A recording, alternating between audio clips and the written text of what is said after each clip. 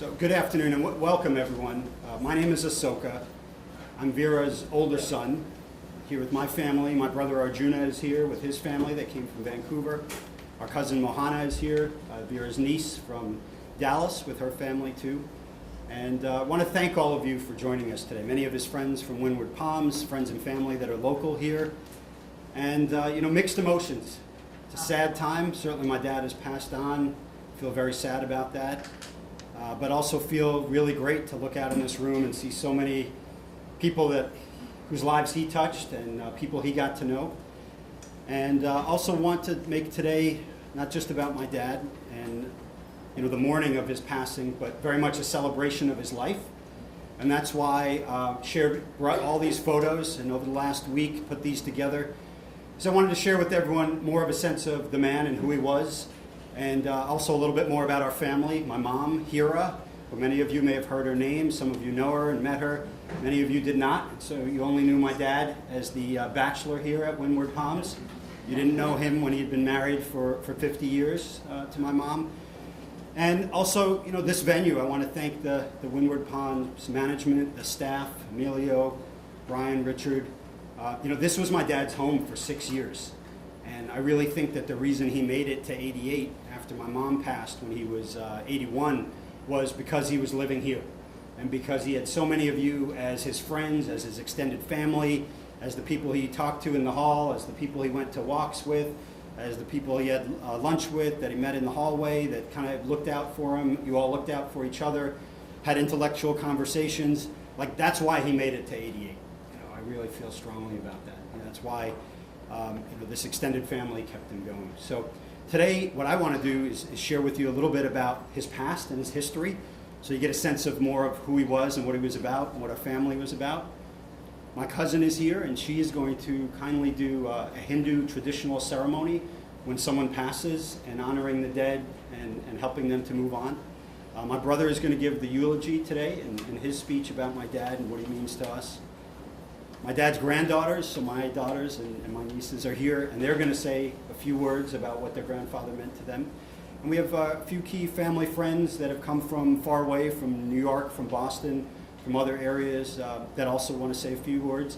And we're going to open it up. There's so many people here that have come up to me in the last 2 weeks with these amazing stories that I knew nothing about, of your interactions with my dad and the things that he meant to you.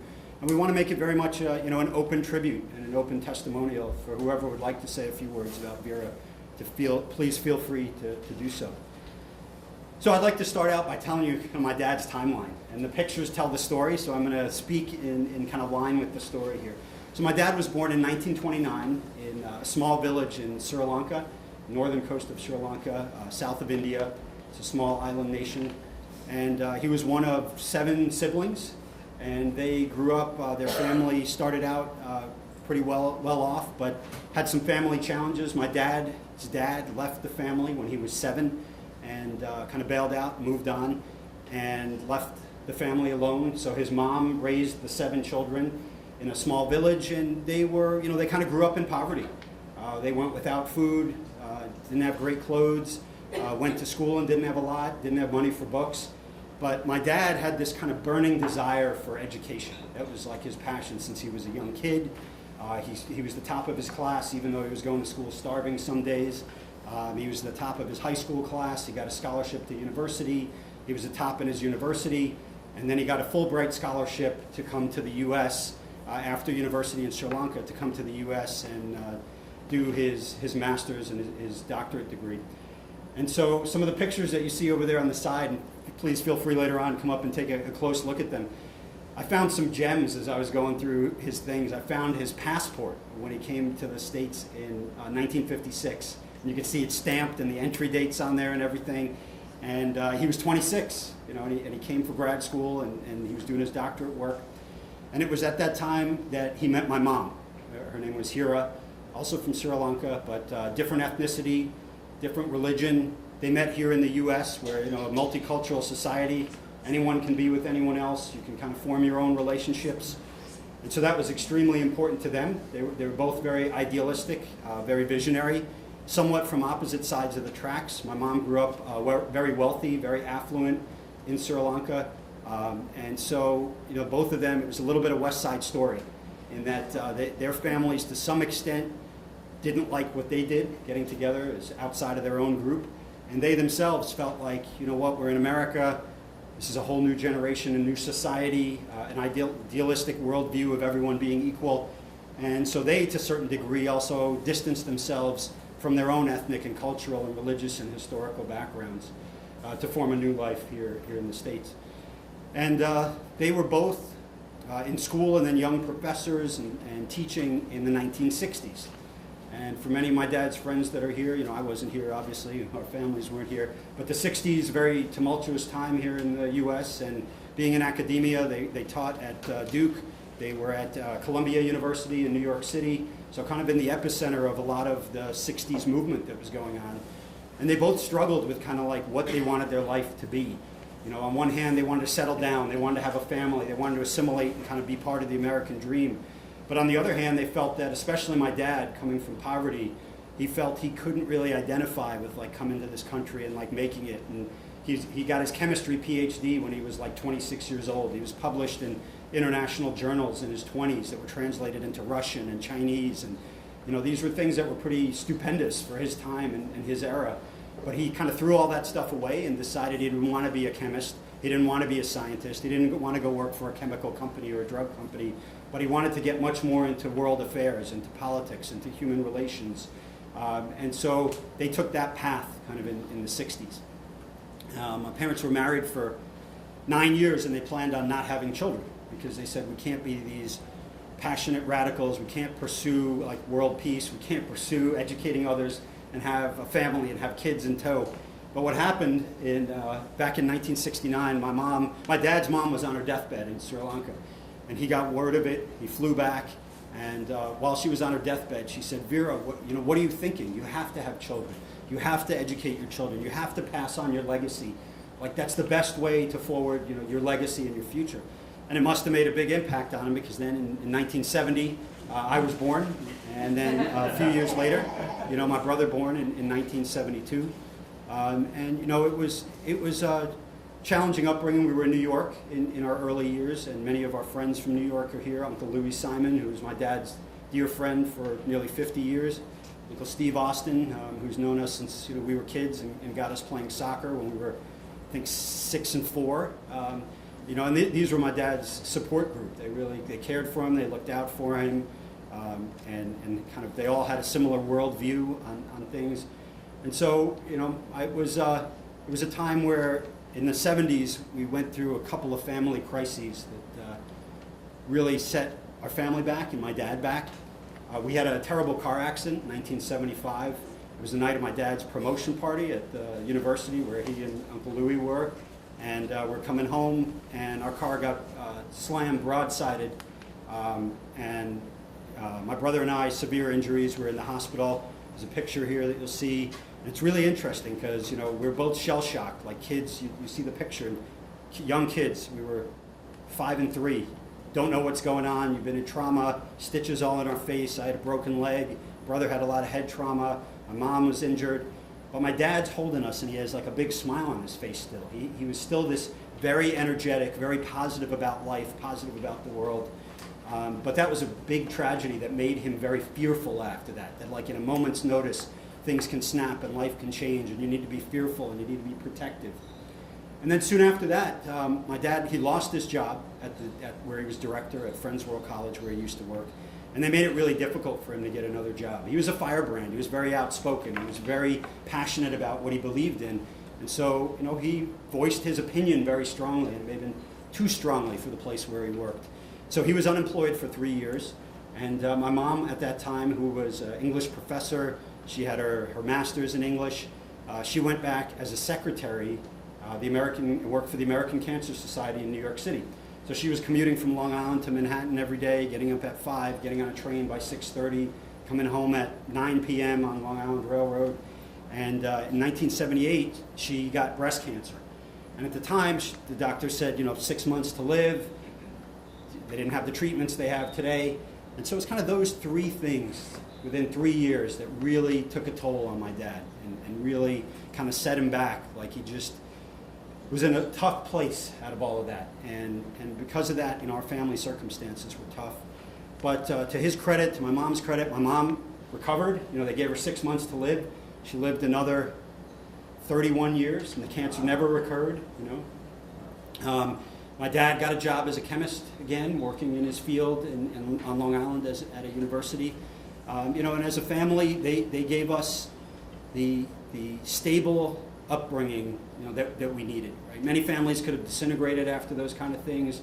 Could have been divorce, death, illness, whatever. But we stayed together as a family unit. We had a roof over our heads, and it was that kind of discipline and that drive for education and knowledge that definitely my dad instilled in my brother and I, and that's where kind of our type A, get it done personalities certainly come from. And then my mom had a stroke when she was a teacher still. They were 70, they were still working on Long Island. She had a stroke that changed their lives overnight. They didn't really plan very well for retirement. They were kind of like, well, we're going to work until, I don't know, some point when we're not going to work anymore. And they didn't have a plan. They didn't have a plan of action. But my mom had a stroke. And my brother and I kind of jumped into action. We said they can't stay in New York. They were in a 2-story house. There's winters in New York. Can't do that. We got to get them down to Florida. Got to get them out of the winters. And so we moved them to Sarasota, where my Aunt Shara, the matriarch of my mom's side of the family, she had already been living. She was there, retired. They came down to Sarasota, and they were there for many years. And it was a real challenge, right? If those who've been married a long time, when one spouse is ailed, my mom was they call it hemiparesis. She lost the use of her left arm, her leg. She could only barely walk with a cane. Needed basically 24-hour support, which at the beginning my dad was doing. So he became her full-time caregiver. And then we got other help coming in. And you see this picture here. This is at my wedding, where I think it really speaks to, that kind of, my dad was standing behind that wheelchair all the time. Like he was there for her all the time over the 9 years that she lived from the time she had that first stroke. So very much, even though they had their own challenges and strife, but in later life they were there for each other. They knew that they were in this together. They were in life together. And so they lived in Sarasota. They got to see all 4 of their grandchildren and many other nieces and nephews. And then my mom passed away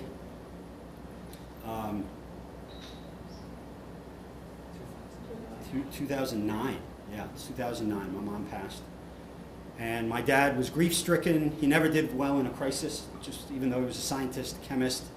He was a very logical guy, high IQ, not always the best EQ. And he's like, I'm just going to live here. I'm just staying in this condo we're in. It's like, you can't just live here by yourself. We need to get you closer to one of us. So we moved him over to Boynton Beach. And originally he lived in an apartment near the water by himself. He was very healthy. He'd go for 2 one-hour walks a day. He was 70. No, he was 80, like 81 when he came over.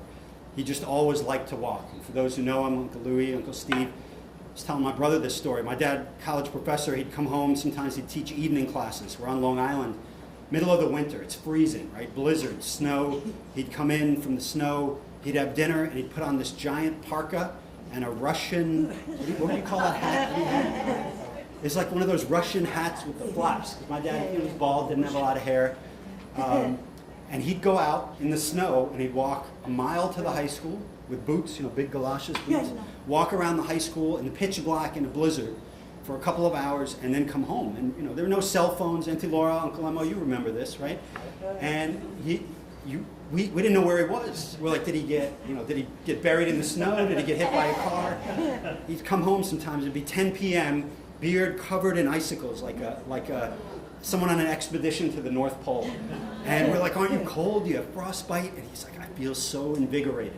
And this is a Sri Lankan boy who grew up on the tropics near the equator. He liked that. He liked being out in nature. One of his friends, I was just talking to her about, what nature meant to him and to you and the walking and being outside, right? So that was super important to him. And we gave him that when he came down here. But what we recognized is that he was really missing my mom, right? And going from 50 years of marriage to then being alone in an apartment was really tough for him. And so, my wife wasn't working at the time, and Heather in many ways was like the daughter that my dad didn't have. She looked out for him that way. She scolded him when she had to.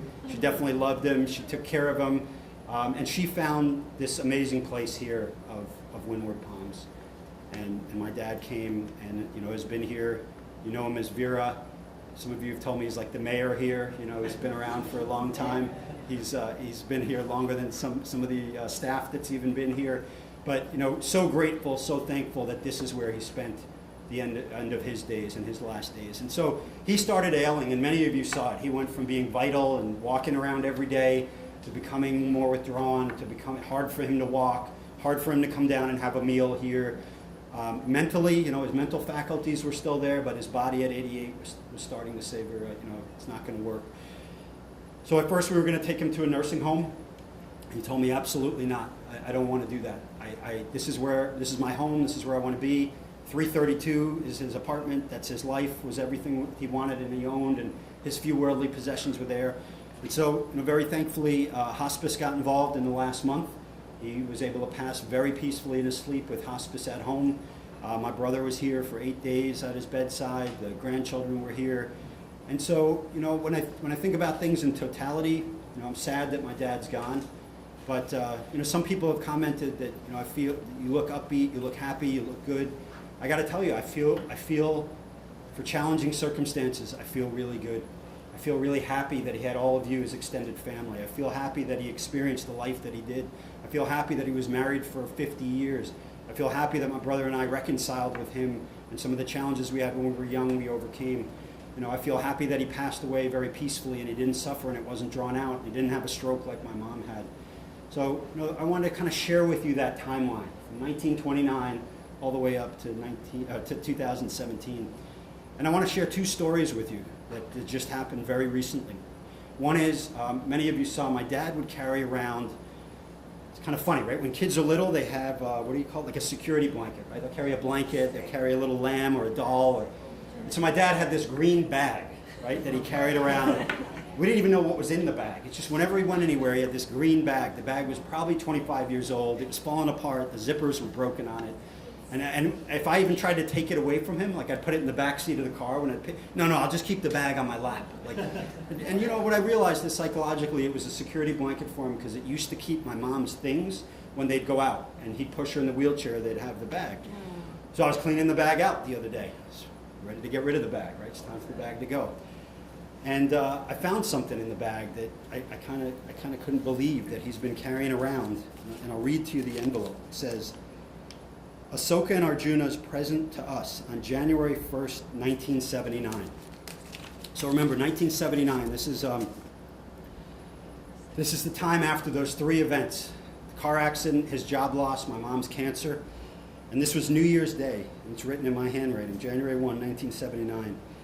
There's a tiny piece of wood, and I remember what this wood is from. I was 9. I was in the Cub Scouts. And we had to make pine wood derby cars, right? So you took a slab of wood and you cut it, and you cut 2 wedges out of it, the front of it and the back of it. So this was the back of a block of wood. And on it, it says home sweet home.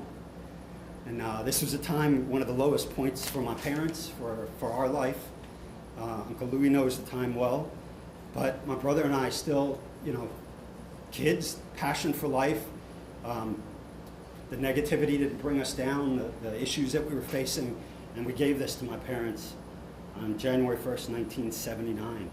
And he's had it for all that time and kept it in the bag with him. And so, I just found this again. I was like, this is amazing.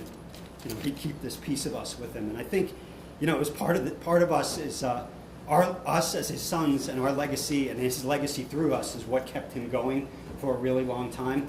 And so, I couldn't be more thrilled to have found this in this green bag that I thought kept like an extra shirt and his handkerchiefs and his sunglasses. And it was like, there was a bigger reason that he carried that thing around with him all the time. So I wanted to share that with all of you because it was very meaningful to me. And then the other is I had a really vivid dream just before my dad passed. And many of you know he was in hospice, and he had great aides who were here with him, Arneet and Darsha and Elna, and phenomenal. They took such good care of him, like he was their own child, the way they cared for him in his last days. And I would come in every day and I'd see him, and they would say, "Oh, he's sleeping, he's awake." And I'd turn the corner of his room and look, and sometimes he was asleep, sometimes he was awake. So in this vivid dream, it was again another one of those evenings. I was here, it was like 9 p.m. And I walked in the room and nobody was there. No aides. Turn the corner, I look in, there's nobody in the bed. Where is he? And I walk out on the little balcony. Right here is the room, faces directly east, 3rd floor.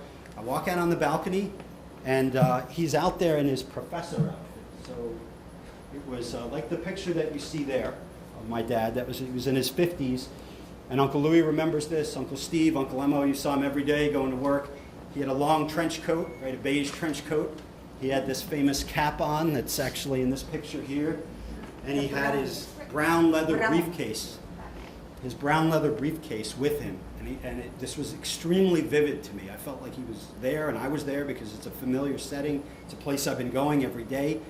And we didn't say anything, but what was clear to me, he was like, I'm ready to go. Let's go. I'm ready to go. And I woke up from that. Instead of being sweaty or upset or scared or nervous, I felt really peaceful. Like, he's ready, I'm ready, my brother and I have helped him. We've gotten to a good place, and it's his time. So, I just wanted to share all this with you because many of you have known him through different phases of life, through different pieces of life. But no one's really seen the complete picture. Even I myself didn't know all the timeline. Talked to my aunt who's in Hawaii and some of the stories she shared with me. So I wanted to give everyone that complete picture because I think it provides a lot of perspective and context as you hear from others today about my dad, as you share your own stories with him of things that you care to share. It provides some perspective on really the man and what he was about and how his legacy lives on through all of us, through anyone that's ever engaged with him, whether it was for a 5-minute conversation or 50 plus years of long-term deep friendship. He had an impact on everyone. So again, thank you all for being here. And now I'd like to introduce my cousin Mohana. She's come from Dallas. She's my dad's niece, his younger sister, who could not be here. She's in Sri Lanka. Mohana is going to do a traditional Hindu ceremony and walk us all through it this afternoon.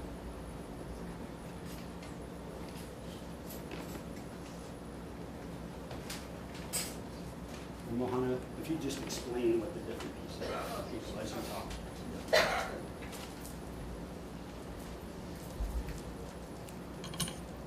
So the next step is we'll show our respect to Uncle Veera, and I think the kids have prepared a song. It's a song which we sing in Hindu religion, when the soul rests in peace, just to bless.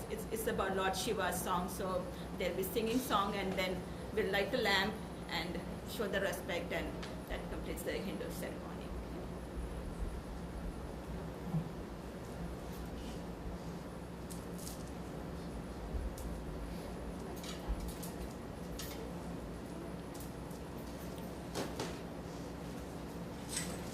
Myron, do you have music? Oh, okay. I didn't know if you want to play through it.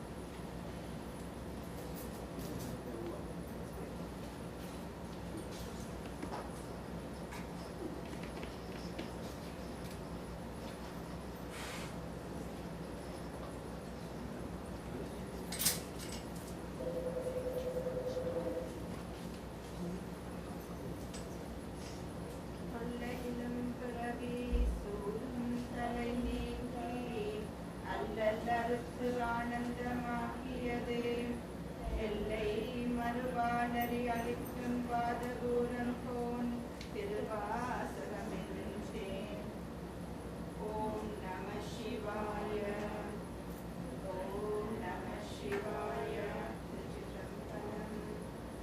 நமச்சிவாய வாழ்க, நாதன் தாழ் வாழ்க, இமை பொழுதும் என் நெஞ்சில் நீங்காதான் தாழ் வாழ்க, கோகலியாண்ட குருமணி தந்தாள் வாழ்க, ஆகமும் ஆகி நின்று அன்னிப்பான் தாழ் வாழ்க, ஏகன் அநேகன் இறைவனடி வாழ்க, வேகம் கெடுத்தாண்ட வேந்தனடி வெல்க, பிறப்பருக்கும் பிஞ்சகன்றன் கைகளல்கள் வெல்க, புறத்தாட்கு செய்யொன்றன் பூங்கடல்கள் வெல்க, கலங்குவிவாரும் பொருளுக்கும் சீரோன் கலல் வெல்க, ஈசனடி போற்றி எந்தை அடி போற்றி, தேசனடி போற்றி சிவன் சேவடி போற்றி, நேயத்திலே நின்ற நிமலனடி போற்றி, மாய பிறப்பருக்கும் மன்னன் அடி போற்றி, சீரா பெருந்துரைனம் தேவனடி போற்றி,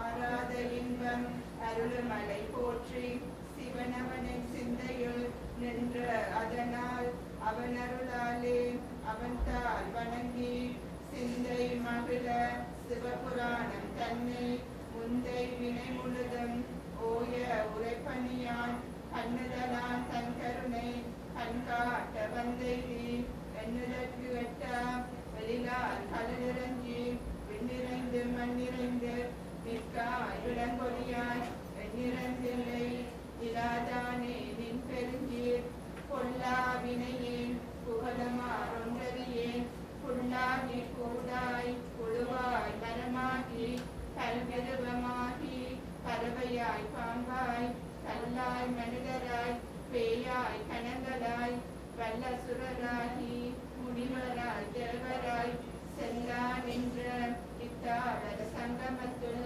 எல்லா பிறப்பும் பிறந்தலத்தீனம் பெருமான் மெய்யே உன் பொன்னடிகள் கண்டென்று விடுற்றேன் உயவன் உள்ளத்துள் ஓங்காரமாய் நின்ற மெய்யா விமலா விடைபாக வேதங்கள் ஐயா என ஓங்கி ஆண்டகன்ற நுண்ணியனே வெய்யாய் தனியாய் யமான நாம் விமலா பொய்யாய் எனவெல்லாம் போயகல வந்தருளே மெய்ஞானமாகி அழிகின்ற வெச்சுடரே ஞானமில்லாதேன் இன்பப் பெருமானே அஞ்ஞானம் தன்னை அகதிக்கும் நல்லதுவே ஆக்கும் அழகதே சில்லாய் அனைத்துலகம் ஆக்குவாய் காப்பாய் அழிவாய் அனுத்தருவாய் போக்குவாய் என்னை புகுவிப்பாய் நின்றொடுப்பின் நல்லத்தின் நெறியாய் சேயாய் நனியானே மாற்றம் மனக்கறிய நின்ற மறையோனே கலந்தபால் கண்களோடு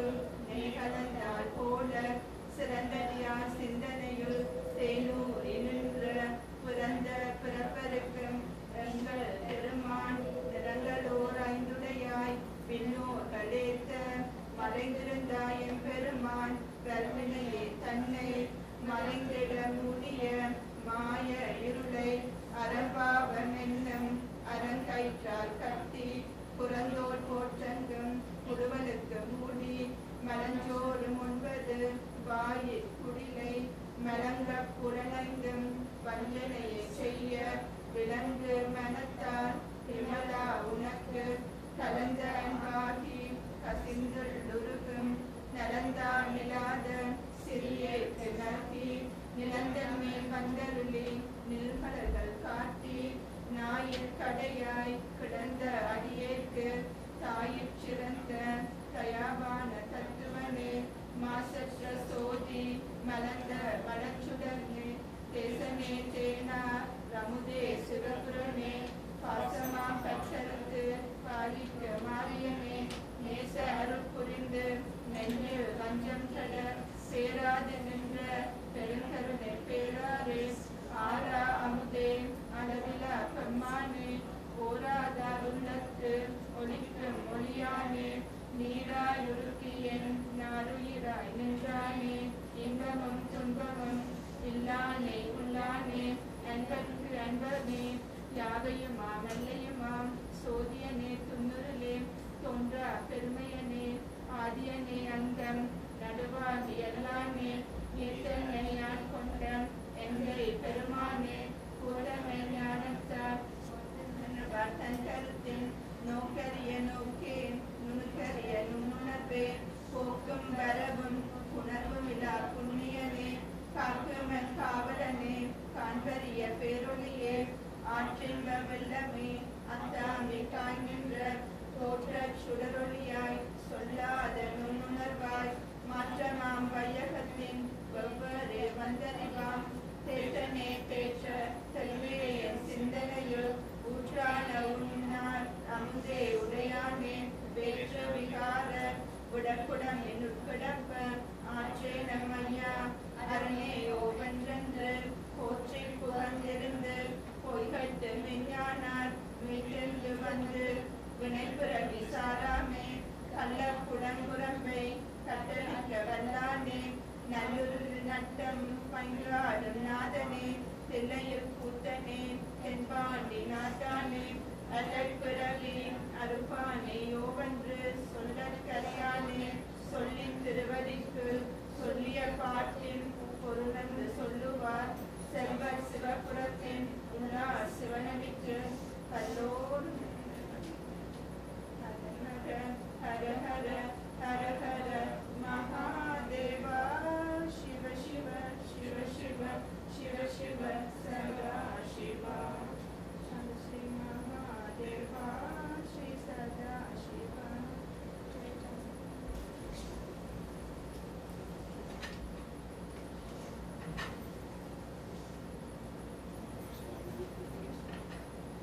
Now we are going to do a small puja to the picture, and the grandkids are going to participate with the offering the flowers.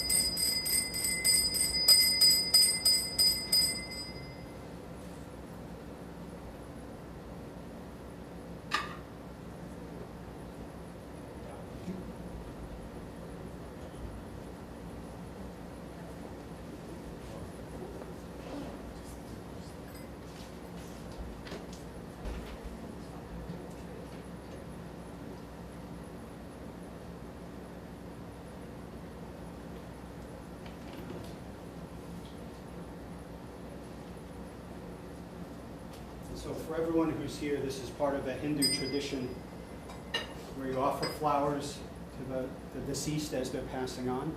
And so at the end of this, for everyone to be able to participate, you also may be able to take flowers. We have rose petals and just leave them there at the foot of the puja.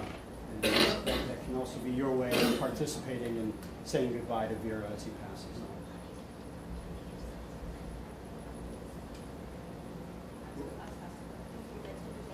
We'll do it at the end.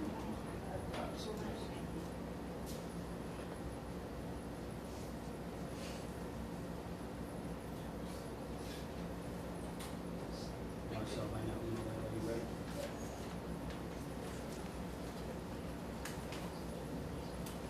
So next, Veera's 4 granddaughters have coordinated, and they'd like to say a few words to everyone that's here about their grandfather.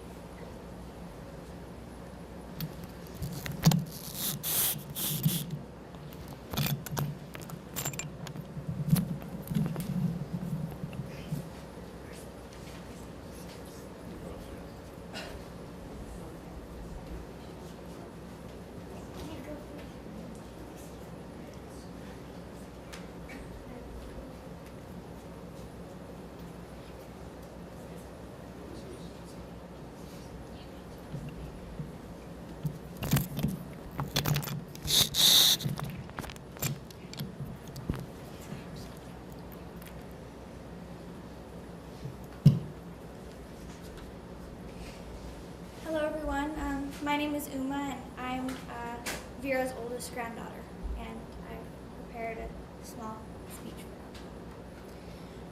When I think of Appa, as we called him, I think of a smart, loving, and devoted grandfather. He never failed to give us some kernel of wisdom that would help us later in life. His sharp intellect and dedication to learning inspired me to reach my academic potential. It's from him that I get my appreciation of reading. Every time I saw him, I felt a deep sense of affection and respect for the remarkable man that he was. I love him very much, and I'll miss him profoundly. Hi, I'm Marissa. I'm Veera's second oldest granddaughter, and I have also prepared a little something.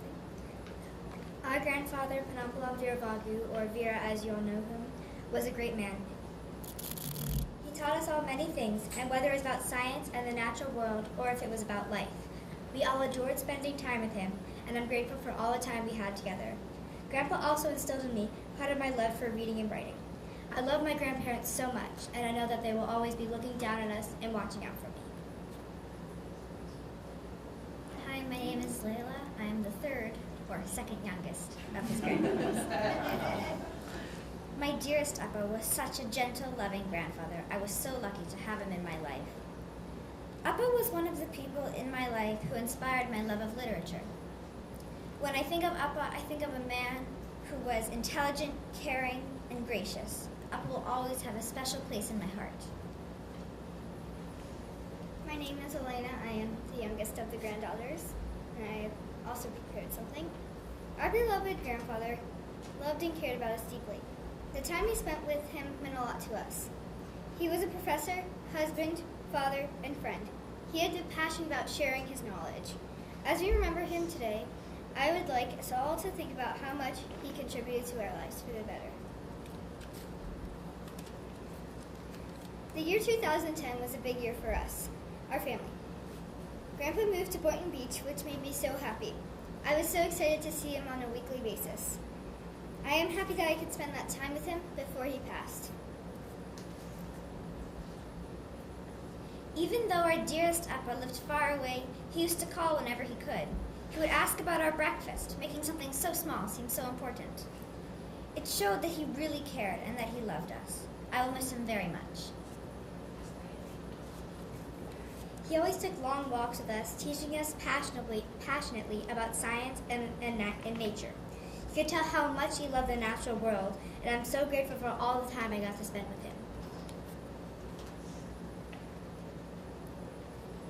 Our grandfather was an extraordinary person who loved many and was greatly loved in return.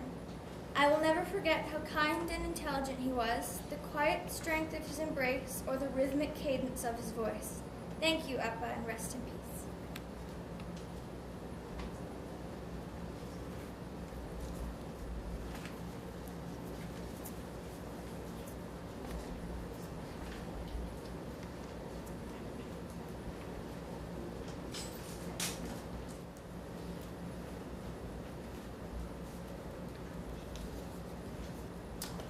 So, my name is Arjuna, and just to clarify, I am Veera's son and not grandson. A few people asked me today.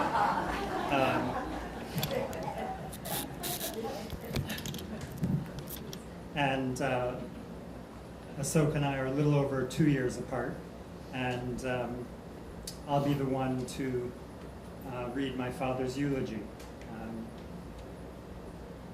And Ahsoka, thanks for that amazing timeline and history, which filled in a few gaps for me and was amazing to hear from you. So thank you.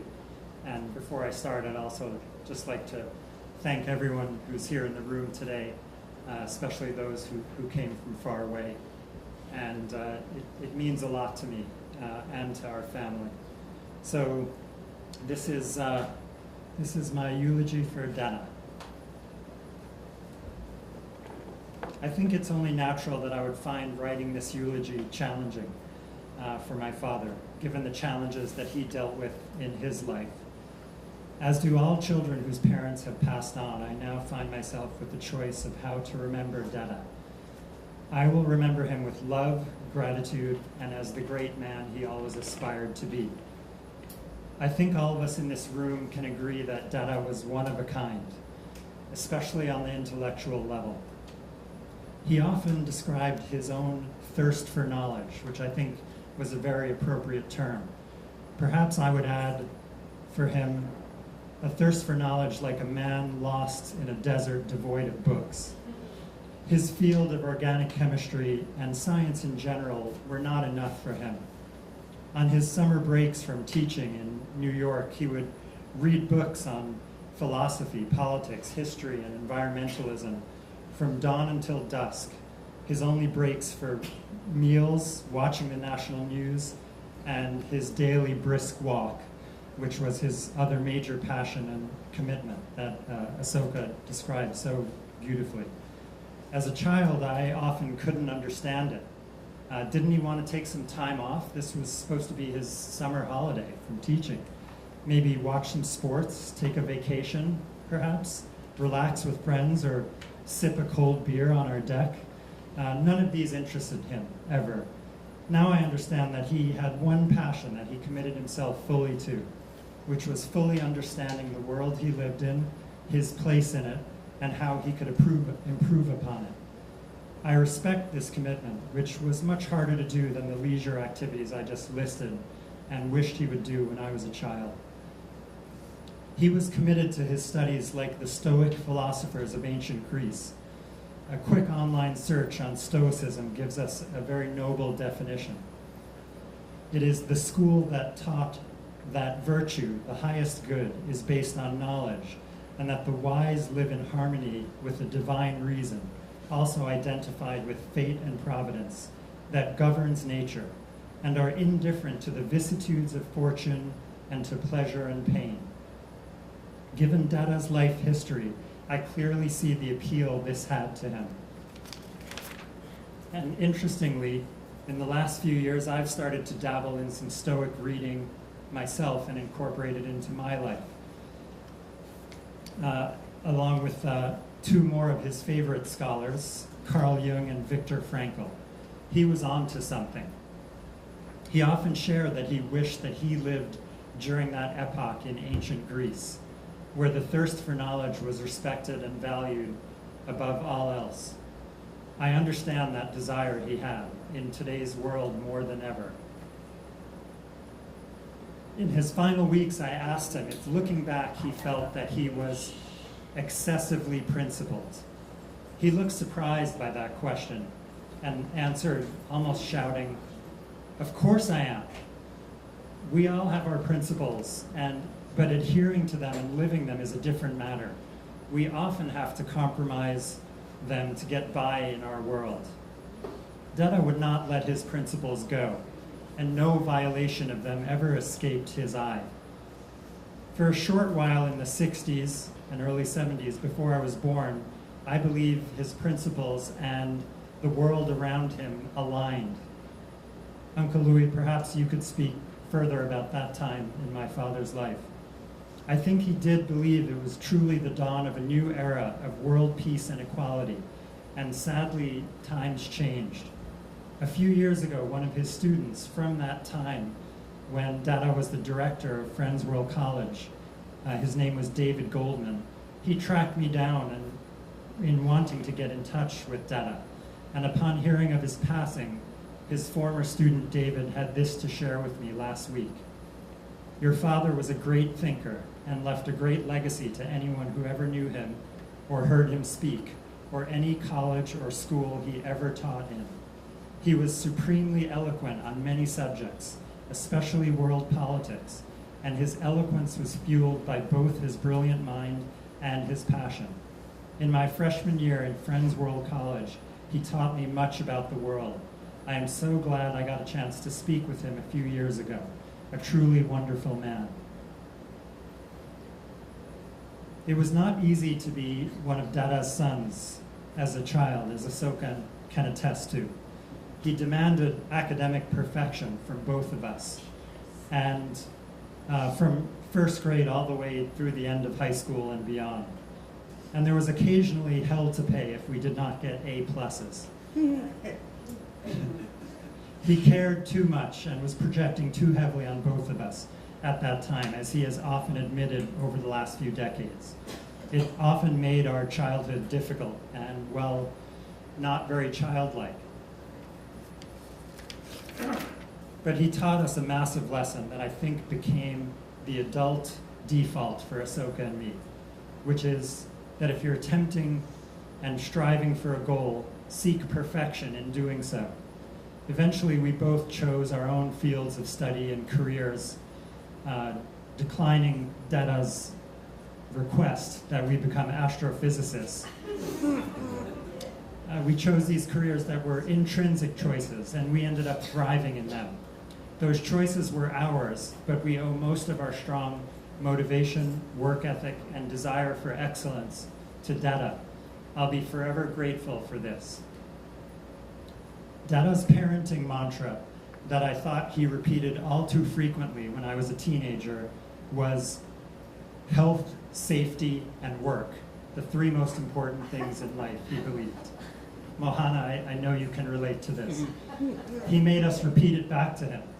As a kid, I couldn't stand this. How about something like play, exploration, and rest? But now that I'm in midlife with children of my own, this advice seems surprisingly sound.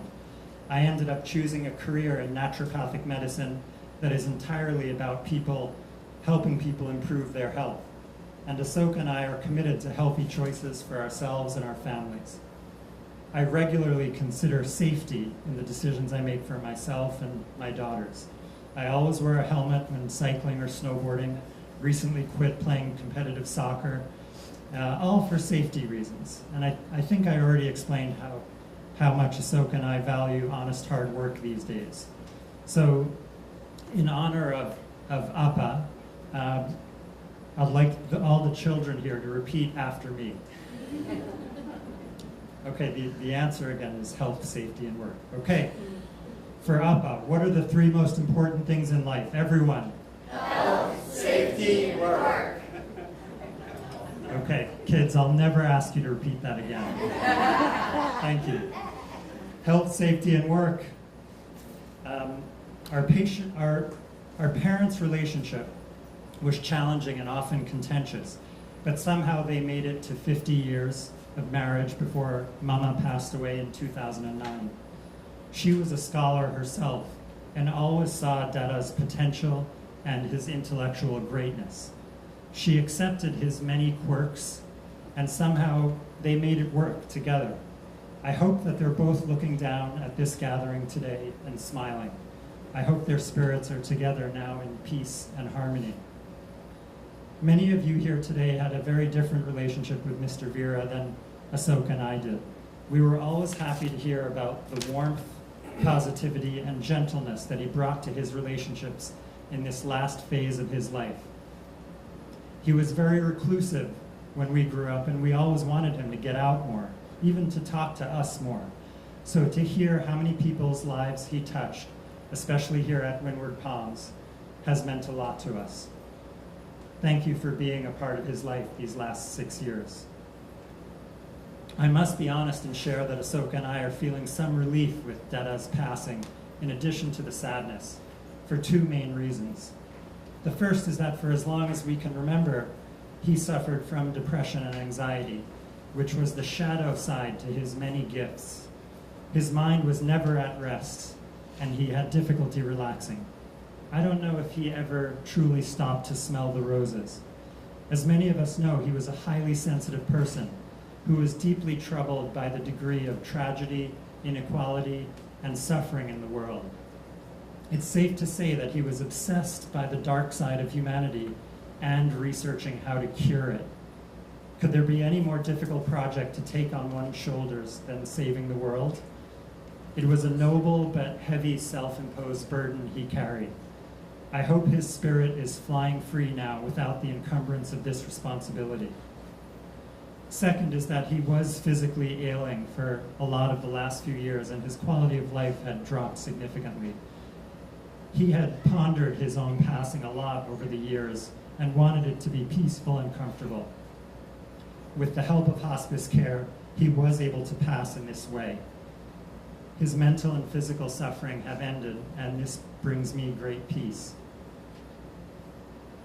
I will always remember the best moments from being Veera's son, and will share a few great stories with you now. I can't say that he and I never watched sports together, as we did watch the amazing Mike Tyson-Buster Douglas fight together in my senior year of high school in 1990. It would surprise you, but Dada actually had a keen interest in boxing. We both appreciated watching this fight, which was the greatest boxing upset ever, and we watched it live together. Both of us almost fell out of our seats when Douglas came back and knocked out Mike Tyson for the first time. We ended up talking for an hour about it afterwards, analyzing what happened and how Tyson was overconfident. And in that moment, we were just a dad and his son, both sports fans, and it was very special to me. That same year, earlier that fall, I scored the greatest soccer goal of my life to win my high school team's season opener. As soon as I got home, I ran into his study to tell him the news. He stopped what he was reading, congratulated me, and he was beaming. I could tell how proud he was. And in my first term of pre-med chemistry, when I got the highest grade in the huge class on the first exam, I called him right away with the news. And he said, "I've always known you can be the best at anything." Although he didn't always show it, I knew he took pride in Ahsoka and my successes. I'm grateful that he and I made peace over 20 years ago, with Ahsoka as well. He and the world, not so much, however. He always felt he could save the world and kept trying until the very end. Some of you know he had been working on his book, his manifesto, for a long time and had a chance to discuss it with him. It was to be his great legacy. The older I got, the more I wanted to read this. It was a unifying thesis that would detail the path to world peace, economic equality, and environmental sustainability, a complete transformation of our society, and research he did with relentless intensity and passion. Although the book didn't materialize, he never gave up the search and the fight. In his last days, he expressed regret for not completing the book, that he was not leaving this legacy.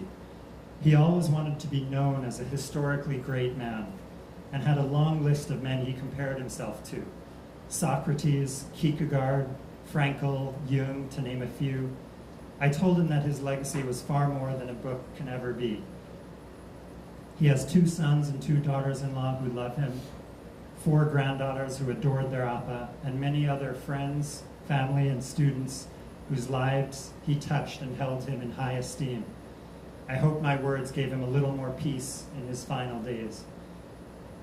I think Dada would be thrilled to see this event today in his memory with so many people he cared about and who cared for him.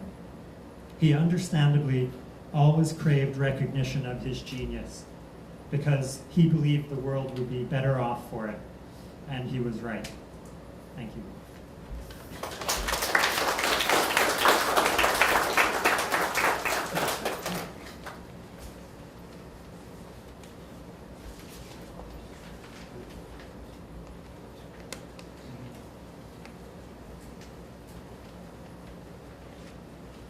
That's great, Arjuna. Thanks for sharing with everyone.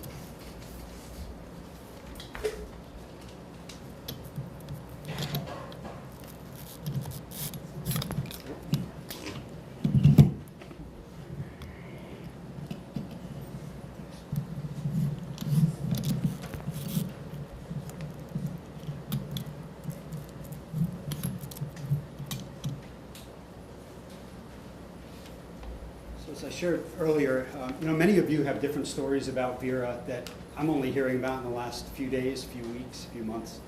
One of those just happened recently.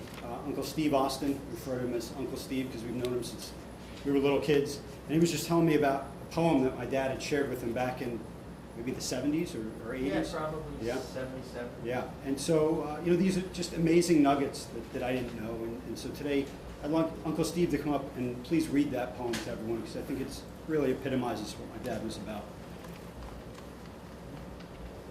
You feel free to share your feelings. Sure. I was just looking at this picture and I was wondering, well, wouldn't that be nice if they were listening and watching, if they could hear us? I mean, nice idea. Maybe it's true. I hope so. I'm so pleased to be here to tell you some of the things about Veera in my experience. I met him when the boys were Arjuna was just born. Ahsoka was about 3 years old, and I had sons the same ages, and they were going. Ahsoka and my son Steve were going to school together at a Montessori school. So we got to know Hira and Veera. And if you didn't know Hira, that's too bad. She was a delightful, delightful lady. One of my favorite people, both of them, my favorites. So it was an odd meeting, odd that we would connect with, that I would connect with Veera. He was an academic with a world presence, and I was basically a city kid with not that kind of presence. So we got to know it, but we kind of connected pretty quickly, and it was an easy connection. And I felt at that particular point where the clarity or wisdom that transferred to me was so valuable, and I'm still feeling it today. And that's what this poem is about. He gave me this poem. Actually, he gave me a book. It was called Gitanjali, and it was written by an Indian, very famous Indian poet named Rabindranath Tagore. I think he was real famous in the 20s. I even think he won a Nobel Prize. Yeah. So I'd like to read this because it is really kind of represents his spirit and his appreciation of life. It's such an eternal affirmation, in my opinion, that sticks with me today. I didn't need to put my glasses on then, but here we go. It's about. Well, I'm going to read it. Rabindranath did a better job than I. The same stream of life that runs through my veins night and day runs through the world and dances in rhythmic measures. It is the same life that shoots in joy through the dust of the earth in numberless blades of grass and breaks into tumultuous waves of leaves and flowers. It is the same life that is rocked in the ocean cradle of birth and of death, in ebb and in flow. I feel my limbs are made glorious by the touch of this world of life. And my pride is from the life throb of ages dancing in my blood this moment. So that was the kind of affirmation that this meant to me, of life, eternal affirmation. And that's what I'm carrying from your dad. And, That's awesome. Yeah, it was my experience with your dad was awesome and eternal. Thanks for sharing. Sure.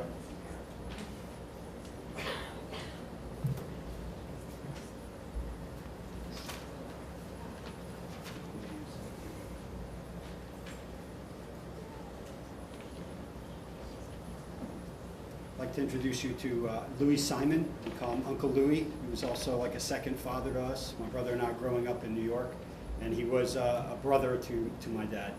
So, Uncle Louis. Good evening. My name is Louis Sundaramani Simon. I left out my Indian name mainly because no one can pronounce it. That brings me, Veera was a great person, as he was. He doesn't have to do anything more than what he has done. He couldn't have been greater if he had been a great scientist. As a person, he was very great in my personal life and the lives of many people. So I don't have to re-emphasize that. His name itself, Veera, means in Tamil, victorious or a person of victory. Vagu could mean either voice or who has overcome all the difficulties. That's his name, Veera. And again, he didn't choose his son's names lightly either. Asoka. H.G. Wells called Asoka as the greatest emperor, not of history, because in a big battle, he was the emperor of Mauryan Empire in the 3rd century, 4th century BC. And he wanted to conquer the entire South India, the whole of India. And he went to one place called Kalinga on the coast of Bengal, if you know the Indian map. There, a big battle was fought. He simply massacred thousands and thousands and thousands of people. The funny thing is, at the end of the battle, he saw the massacre. And he decided, at that point, he threw down this sword, or whatever he carried with him, and decided never to touch it again. At that point, he was also influenced by Buddhist teaching. Buddha was much earlier than him. Some people say in the 6th century BC, but by history now they say almost take it to 9th or 10th century BC. Whatever. He had become a acclaimed Buddhist. He never touched the sword again. And he took up the law of peace, compassion, friendship, and so on, and established edicts and pillars all over the world, including China, South, the Arabian Peninsula, and South India, and so on. So that is the name that was given to him. In a battlefield, someone transformed himself. And that's the name he chose for his son. As for Arjuna, again a battle scene. In the battle scene, it's a legend here. It's not real. It's a legend, but a very important legend for the so-called Hindu. There is no Hindu as such in a true sense. I don't want to become a philosopher. I'm a professor here. The point is, in Hinduism, there is called a big epic called Mahabharata. It talks about a legendary battle, which actually means Brahminical domination being established all over.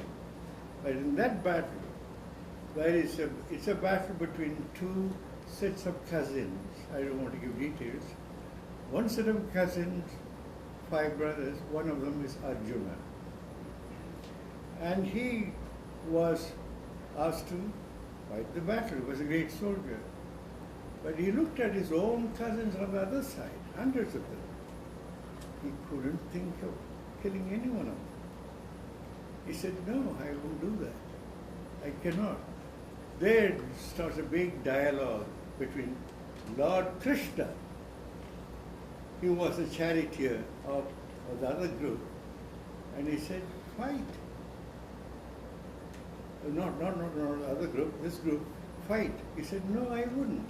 So the dialogue goes on, and that's called the Bhagavad Gita, if you have heard of. In that Gita, that Lord Krishna actually fails in his dialogue with Arjuna, but almost browbeats him, so to say, and finally made him accept the given, which is the curse of Indian culture. Accept the given. Don't ask any questions further. But Arjuna is not going to be like that. So I challenged Veera why he chose that name, But both the names spring out of a big battle, 2 battles. One historical, other one supposedly historical. But anyway, I didn't want to get into the details, but this is the way he chose his son's name, very righteously. to even challenge God. In fact, he was victorious in all his arguments. And so in that sense, both are victorious people. And that's the name he chose for his son. So they are not accidental. And I'm not one bit surprised that they are doing exceedingly well in whatever they've chosen. And also, I'm also very glad about the grandchildren. They've given a very good testimonial about our grandfather. Appa means father. That's basic to father, Papa, even Pope. All of them come from the Tamil. Tamil was the most ancient language of the world that no one knows. It has been suppressed completely. It's coming up again because Tamil, or he is a Tamil, I am a Tamil. It's a very people that cannot be easily suppressed. They're very empirical. As again, I used to have a dialogue with Veera. He's a very abstract thinker. He wants to be a philosopher. Why do you want to be a philosopher? It's a matter of words. And I think that most of philosophers today have become, what do you call that? I'm getting old. I'm 85, 86 almost. I forget the words, even ordinary words I cannot get sometimes. Linguistically, what is the point I was making?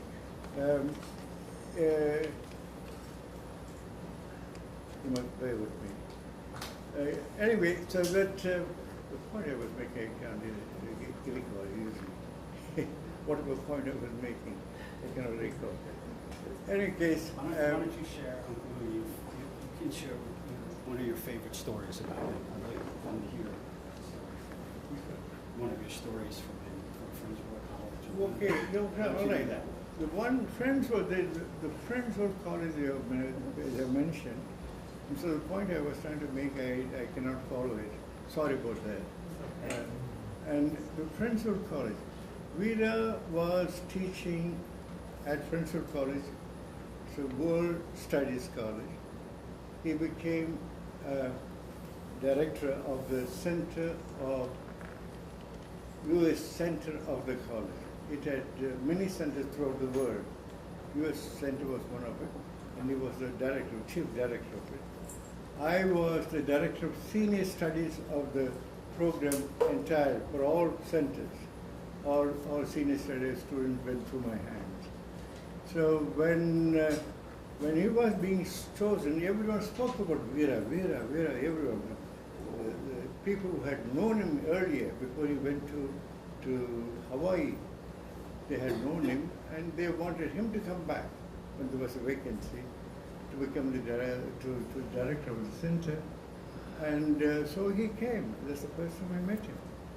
So there he became just an acquaintance, a co-professor, and later became a close friend.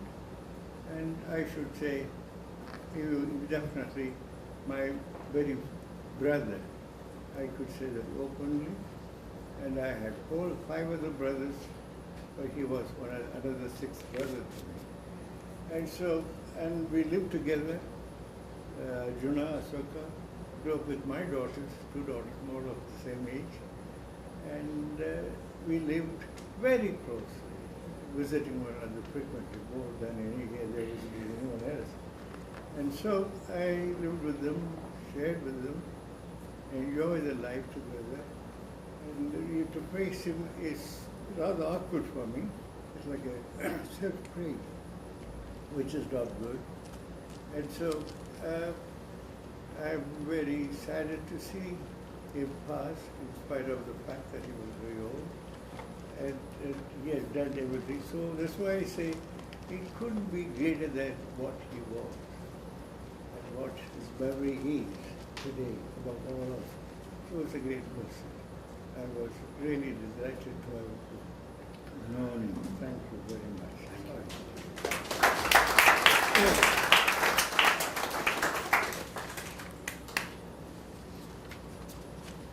So what we'd like to do to conclude the latter part of today's memorial service is give everyone that's here a chance to say, if you'd like to say a few words, if you have stories you want to share. This is very much for all of us. You know, as I said, I didn't want to do a funeral at a funeral home. It was too somber, too serious. That wasn't my dad. He was very spiritual, but not super religious in any orthodox way. So what better place than to do it here with friends, family, his home for the last 6 years. And so really open mic now. And anyone who would like to come up, say a few words, please feel free to come up. I don't, is Emilio here still? I don't know if we have a portable mic that we can take around. Let me ask Emilio. Do we have a portable mic? Yes. Do you have a... Okay, then please feel free. So everyone, if you wouldn't mind, who would like to say a few words, please, you can come on up, introduce yourself, your name, and how you knew my dad, and we'd love to hear your stories. Come on. I'll adjust it.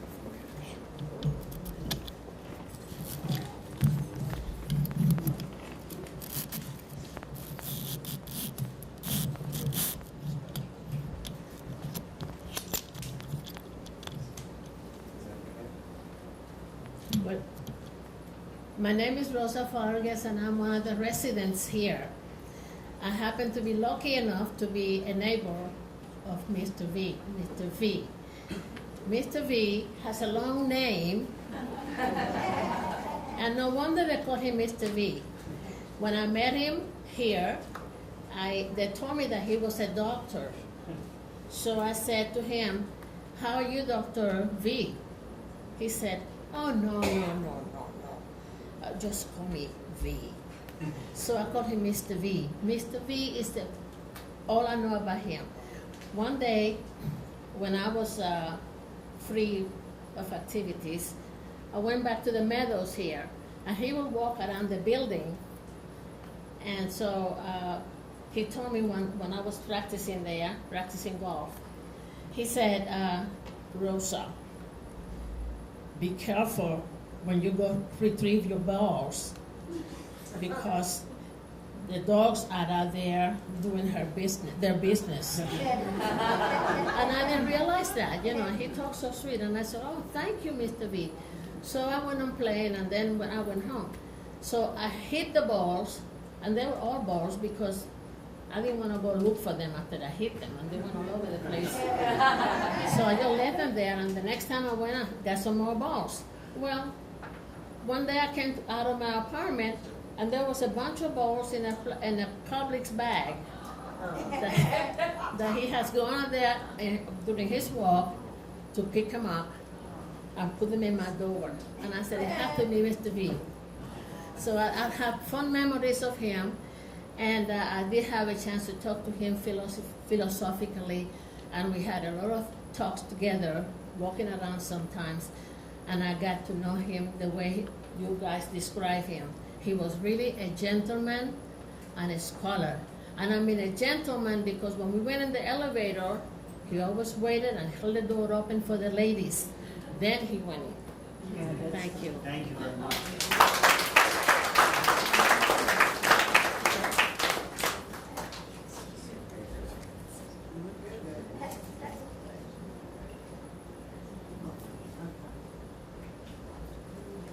Hi, my name is Deanna Kletzel, and I look out amongst you, and I see that nobody had to be here. Everybody wanted to be here, and that's a special honor of respect. This man and I had a very interesting relationship. It was on an intellectual level. We would share thoughts and whatever, and due to all this conversation, he was a subscriber to Time magazine. And Time magazine was the first magazine I ever subscribed to in high school. So we connected, and from there on out, whatever conversation we had, even the unspoken words, were understood mutually. He was a true, fine, kind gentleman. I had love, respect, and admiration for this man. So through the last year or so, he would be the subscriber to Time magazine, and when he finished it, he would give it to me to read. But I would never abuse this privilege because I knew it was dear to him. So I would keep it one day, maximum 2. I would say to him, I want to be able to renew my subscription. So I wouldn't abuse that privilege. In any event, this continued on, and then there were, towards the end, I would always return it to him at breakfast time, and then he wasn't coming down for breakfast. So I would wait for lunchtime, because that was the main meal, and he'd be there lunchtime. So I would return it, because I'd say to him, and we'd hold hands. I'd say, I'm renewing my subscription, because I didn't want it to end. And so very pleasantly, we kept it going, and as things started to diminish, I visited him in hospice. And we chatted for a while. He was still conscious, and we just chatted for a while, and he signaled to the nurses. He said, look for the Time magazine, it's in the closet. So the 2 nurses that were there at the time looked feverishly. We could not find it. All of a sudden, my eye caught the table, and underneath the pads and books and whatever else was Time magazine. So I brought it to him. He says, no, you take it. So I took it, I still have it, and I treasure it, and I guess my subscription is out, but it will continue on because it's closure for me. It was a beautiful thing. I appreciated it. Thank you very much.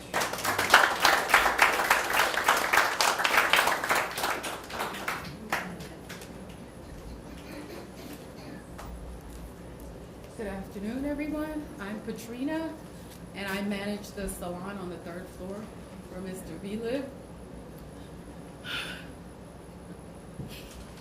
I wish I had gone to see him before so I could say goodbye. Mr. V always made me feel like I was one of his own children. He would walk in the salon and always say, 2 and 2. That's because we cut the top on 2 and his beard on 2. When I went to see him before he passed, I looked at him and it just reminded me of watching my dad before he passed. And I've seen a lot of residents who've gone on since I've been here. But when I left his room, I just cried. I walked down the hallway and I just cried. The common theme here today is what a gentleman he was. He made everyone feel like they were equal and loved and just as important as the next person. And I just want to thank him for that. And that's the legacy to me that he leaves, is of being a gentle human being. Thank you all.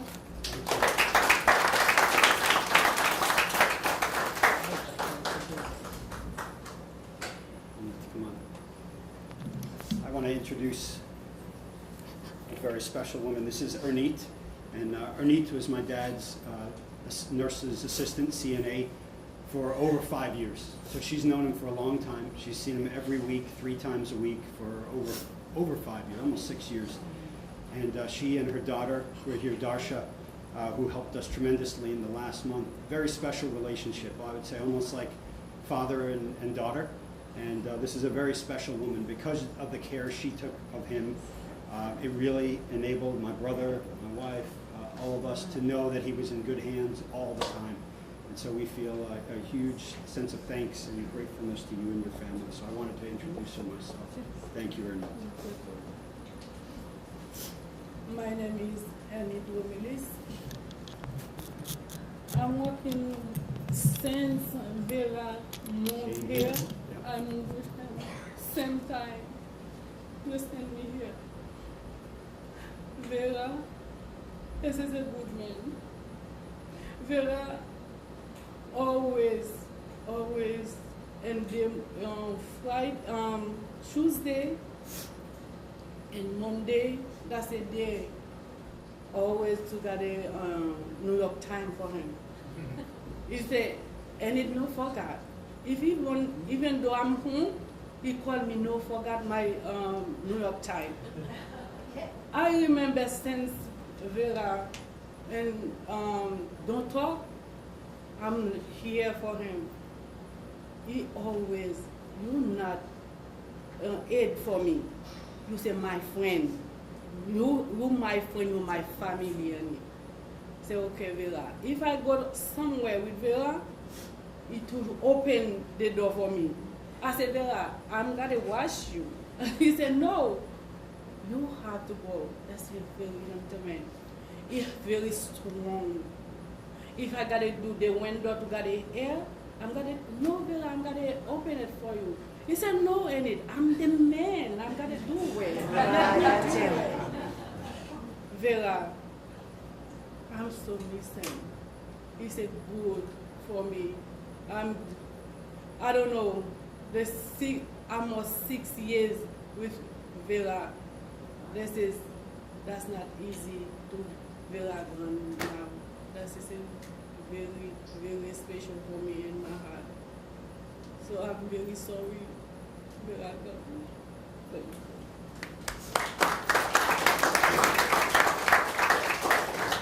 And I want you to know, this is a really amazing woman. Ernest and Darsha were there. My brother and I had a really hard time seeing my dad in the last days, right? It was hard. It was in. I didn't want that to be my last memory, and Darsha and I had a good conversation on the phone, and I told her, I'm not able to come right now. I can't do it. It's not going to work for me.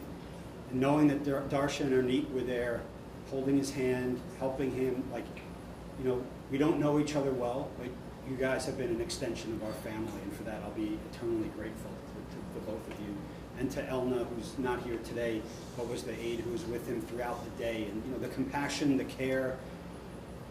And Ernest said something to me that's super special. She said, you know, if I didn't have to work, if I wasn't here, you know, she's like, Veera's like my dad. She's like, I'd bring him home and take care of him at my house.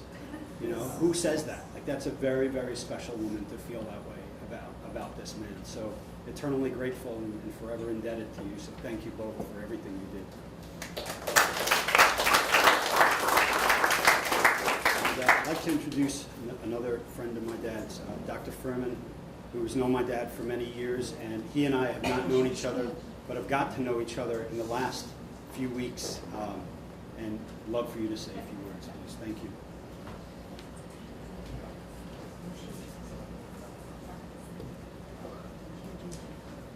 Hello, everyone.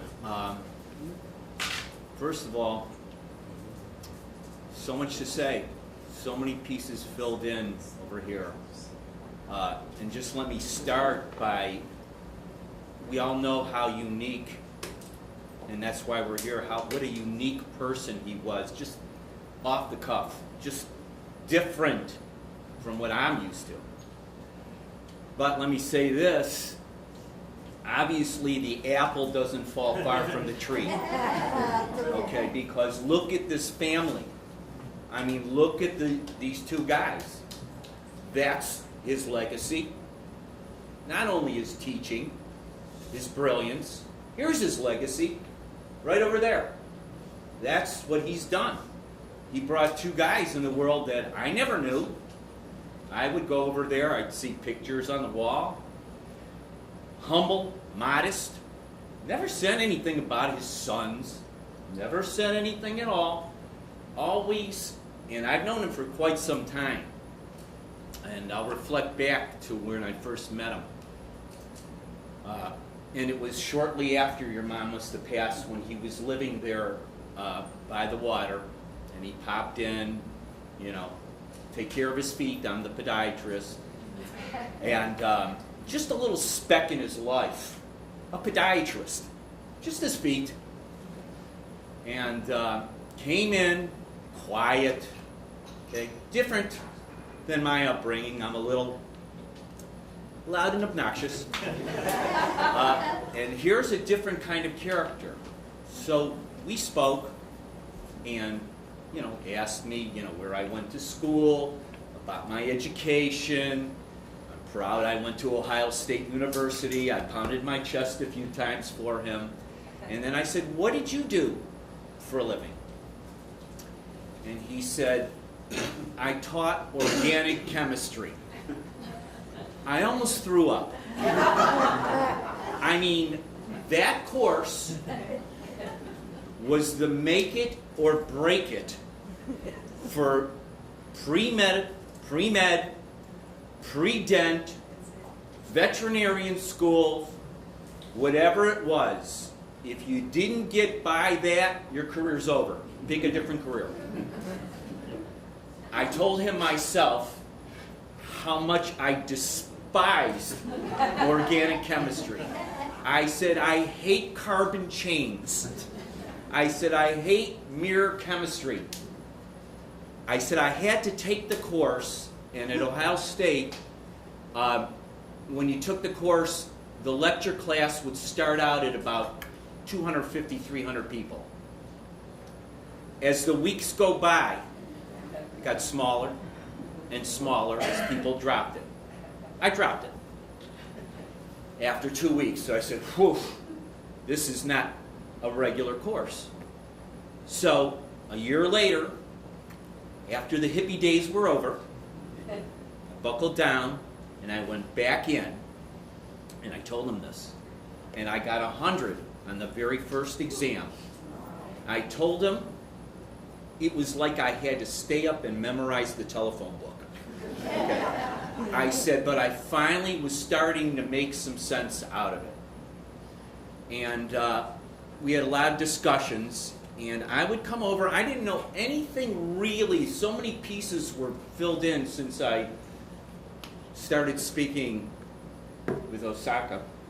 And I would come in there, and after a while, he moved here, and I did house calls. And I come over here, I see a few of the residents, and I would come to see him last, or second last, and I would knock on the door after an intense day, and this would be 7:30, 8 o'clock at night, after having seen patients and running, and I would walk in, and contrary to what his sons have said, I sure didn't recognize any anxiety. I sure didn't recognize any. I felt like I had just taken a Valium when I walked in. I was so relaxed and so tranquil that I could have been in that ceremony. Okay? I mean, it was just like so peaceful. And he welcomed me and thanked me so many times every time I came. I said, if you keep thanking me, I'm not coming back anymore. I said, enough. I said, I love coming here. And he would always offer me something, whatever I wanted. I never did anything, and come back out. And he was very unemotional, stoic. But I got great pleasure out of making him laugh, because he would basically be like an interviewer with me. And he would ask me questions, okay? He would ask me questions, religion, politics his favorite, okay? And ask me, he loved Trump discussions when I would have that. And boy, he just stood and listened, and I could get a grin going on. And those nights and those days are so special. And I saw him right before all this change up. And he always told me he was ailing. And I said, you're not ailing, you're fine, you walk around the block all the time. I said, what's ailing? I said, you're walking well and everything. I tried to talk him out of everything, and he had some dietary problems, etc. And he always asked me questions as if I was an MD. And always asked me questions like a primary care physician on what he should do, and because I was more into the natural way of doing things, and as far as eating certain cereals and stuff like that. And we'd have these kind of discussions, and it was just after one night I went over, and I had heard, and I had been there just 2-3 weeks before, and I had heard that he was ailing, and I just went, what? And I went into his room Must have been 8:30 at night. And I went into the room, and he was in bed there, laying there. Just broke my heart. Just broke my heart. I said, what's going on? I looked at him, and he looked up at me, and he said, oh, doctor, good to see you, good to see you. In his weak, modest, humble voice. We'd have known he was this kind of history, because he sure wasn't talking about it to me. He let me do all the talking. And I said, what is going on over here? What are you doing? And I was angry. I was very angry. I said, eat something. You can eat. What are you doing? And I left about 15 or 20 minutes later, drove home, thought about it all night, got the number, because I had no idea what was going on here. To me, I just seen him, and he was just come in from a walk 2 or 3 weeks previous. And I got the number to Ahsoka, and I called him the next day, and I said, what is going on? I mean, what's happening here? What transformation had taken place? And he explained it to me, and explained how he wanted to go. Didn't agree with it, but I respected it. Didn't agree with it. I know he just wanted to go peacefully. I know he had his own ideas, and his family had their ideas about it, but I sure didn't want it to happen, and that was probably selfish. But I didn't care, because he was communicating when he laid there, talking to me, fully communicating, and he hadn't eaten or drank anything in some time. It's for at least a couple weeks. I was beside myself, and here it was, like 2 extremely different cultures and 2 extremely different personalities, and what an impact I've been in practice for 30 years. I've never been impacted like this, and I've seen a few people pass, and I don't know what to say. I don't know what else to say other than it was an honor and a privilege to have been merely his podiatrist. And I will miss him so dearly when I come to Windward Palms. And that's all I have to say. And, I wish the best for the family, because, like I said, the apple doesn't fall far from the tree.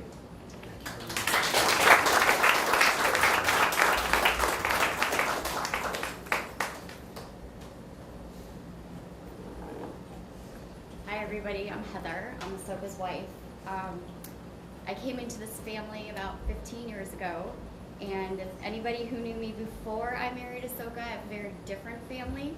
So coming into this very intellectual, serious family was difficult for me.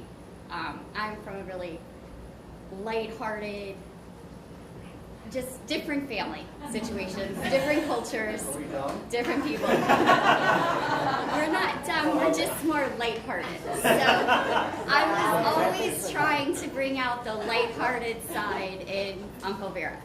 So a lot of people know him as this really intellectual, always talking about books and politics and philosophy, and that's just not me. So I was always trying to get him to laugh as well. So I felt like we really shared this special sense of humor that a lot of other people didn't see. So for me, I just feel like I was able to bring out this kind of more jovial side of him that I really connected with, and we had a lot of good laughs, and I did do a lot of caretaking for him and helping him to fit in and find places to live when we brought him over here. So it's been hard, but he's happy and he's at peace.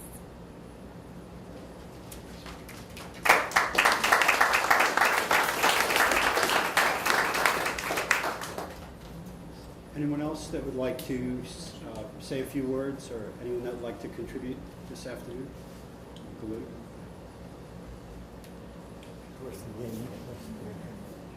I'm sorry. You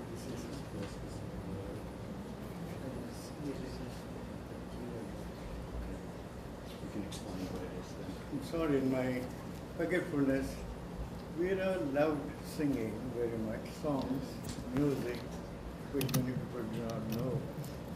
He made me sing to the students some songs, particularly one thing that I used to sing. Only one stanza I would sing, as almost a closing thing. It is about peace. Let there be peace in the world. That's what Mahatma Gandhi spoke, although he was not a great admirer of Mahatma Gandhi, so I was not. Still, it's a Tamil song. It talks about peace in the world, and that's what Gandhi said, to be compassionate to others, to bring people together. That is the song, the essence of the song. So that would be a good ending possibly now. Shanti nilavu engum, engum shanti nilavu engum, engum shanti nilavu engum, Atma Shakti ஓங்க வேண்டும், உலகிலே சாந்தி நிலவ வேண்டும். காந்தி மகாத்மா கட்டளை அதுவே, கருணை ஒற்றுமை கதிரொளி பரவே சாந்தி நிலவ வேண்டும். கருணை ஒற்றுமை கதிரொளி பரவே சாந்தி நிலவ வேண்டும். ஓம் சாந்தி, ஓம் சாந்தி, ஓம் சாந்தி.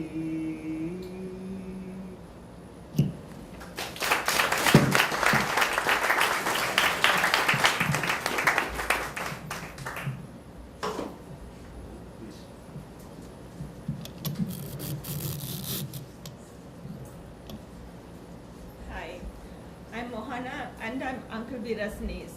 And I had the privilege to be with Uncle and Auntie Hira. I think during my undergraduate years, I was with them since 92 to 96 till I graduate. So I was an international student, so it's not easy. I mean, I'm coming from Sri Lanka, and my uncle and aunt, they greeted me with both hands open widely to their house, and they took care of me in different ways. I miss both of them, but I have lots of good memories, and I will carry on. So, especially with Uncle, and he always gives me good advice, and as Arjuna pointed out, he always says, Mohana, your health is first, then safety, then comes your work. So as an international student, I had to really work very hard because so I put work first. He said, no, you need to first make sure you're safe, because I want to stay up, and in the library. So he makes sure that I'm safe and I'm in good health. And also sometimes things don't go well, and because I sometimes I like to work, and so as an international student I have a lot of constraints. So he always tells me, Mohana, all I can tell you, just do your duty. Don't expect the fruits from it, just do your duty. Things will fall nicely in your life. And I said, Uncle, I'm really working hard, I'm working hard. He says, do your duty. And I must say that, all my 4 years, that's what he says, do your duty, don't expect the results, you will be happy. And even, in fact, he gave me a copy of Bhagavad Gita. Still I have it in my room, in my bookshelf. I think of that, I look at the book very often, read some of the verses Uncle had underlined me, said, these are, which touched him when he was a little boy. And those words are really meaningful to me. So still I carry on that book. So I graduated and I didn't have a job because I was an international student, so I can't really, and then Uncle said, keep working, you will find your goal. And then I got my very first job, and the first person I told, he was so happy for me. He was so happy for me, and he told me, I told you, this is not a dead end for you. You have more years to go. You will find whatever you wanted to do in your life. You will achieve it more. I was so sad that I'm leaving. I left, for my job to California in '96, right after graduation, and I miss both of them. But they were real two great, unique people whom I had in my life. and I still carry on their values. Even I go on, sometimes things don't work. I still remember Uncle, his words still ringing in my ears. Every conversation I have with him is so much to me. And he makes it a point. He's very tired from his end of his lectures. His teaching has sometimes long days. He said, I'm on my feet all day, but he still never stopped giving me a few hours end of the day to see how my day was. That much caring my uncle had on me, and I will miss him, but I had great memories to look back. And I'm so happy that I was, had the privilege to be with him and had his guidance in my life. And I wish him and make his soul rest in peace.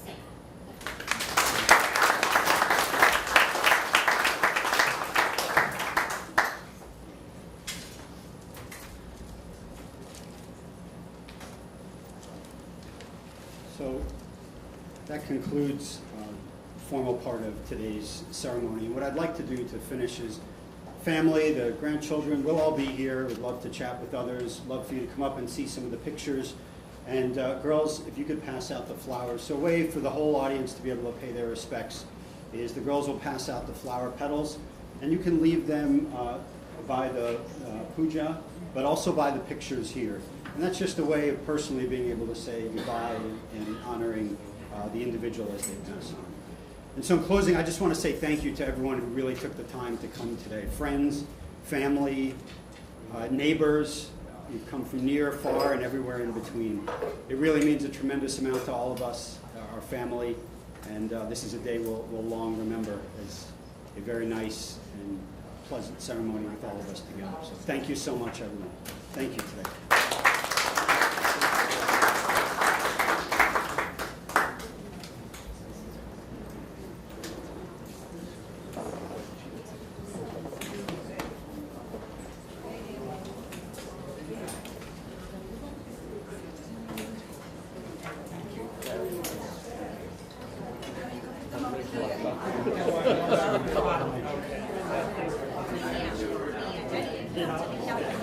Yeah.